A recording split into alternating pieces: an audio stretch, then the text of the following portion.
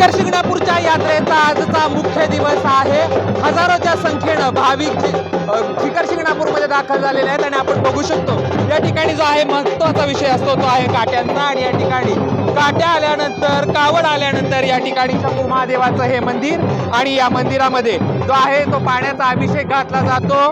साधारणपणे या शिखर शिंगणापूरमध्ये साधारणपणे 3,500च्या आसपास कावड राज्यभरातून येत असतात आणि मोठ्या संख्येने या ठिकाणी आपण बघू शकतो भाविक जे आहेत ते अगदी सकाळपासून रांगेत उभे राहिलेलं पाहायला मिळत आहेत। खरं तर शंभू महादेवाचं हे मंदिर आणि या मंदिरामध्ये 2 पिंड्या आहेत। संपूर्ण या ठिकाणी सांगितलं जातं की ज्या वेळेस शंकर महादेव या ठिकाणी आले आणि पार्वती रुसून बसल्या त्यावेळेस शंकरानं या ठिकाणी जो आहे तो पुनर्विवाह केला। त्याच्यामुळं या ठिकाणी जो आहे तो 2 पिंड्या आहेत असं जे आहे त्यात काही सांगितले जाते। आणि राज्यभरातून या ठिकाणी बघू शकतो कावड या ठिकाणी येत आहेत आणि त्यानंतर आरती करतात। आपल्या इथं कावड घेऊन आलेले काही भाविक आहेत, आपण त्यांच्याशी संवाद साधूयात।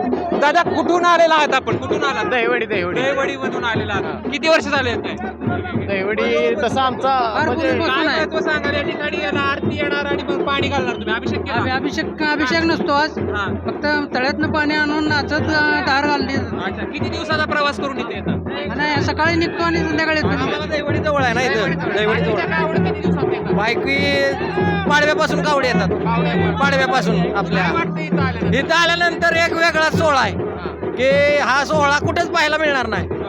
असं की हा थोडक्यात महादेव शंभू महादेव आमच्यात अवतर घुसतोय असं आम्हाला वाटतंय। तर आपण या ठिकाणी बघू शकतो कावड जे आहे ते या ठिकाणी नाचवताना पाहायला मिळत आहे। राज्यभरातून कावडी जवळपास ते पुजाऱ्यांनी सांगितलेल्या माहितीप्रमाणे 3,500च्या आसपास कावडी या ठिकाणी येतात आणि ते जे आहे त्या अशा पद्धतीनं कावड खांद्यावरती नाचवतात आणि त्या कावडीच्या खाली जो आहे तो पाणी आणलेलं असतं आणि त्याचाच अभिषेक या महादेवाच्या मंदिरात घातला जातो आणि मोठ्या उत्साहात जो आहे तो भक्तिमय वातावरणात हा सोहळा पार पाडला जातो। खरं तर या यात्रेला पाडव्यापासून सुरुवात झालेली असते ना आज त्याची सांगता होती। मुंगी घाटातून तेल्याभुत्याची कावड येते, ती मानाची कावड मानली जाते आणि चित्तथरारक असा सोहळा या ठिकाणी पाहण्यासाठी राज्यभरातून भाविक या ठिकाणी आलेले पाहायला मिळतात। कॅमेरा पर्सन जीवनसह जयदीप भगत, एबीपी माझा, शिखर शिंगणापूर।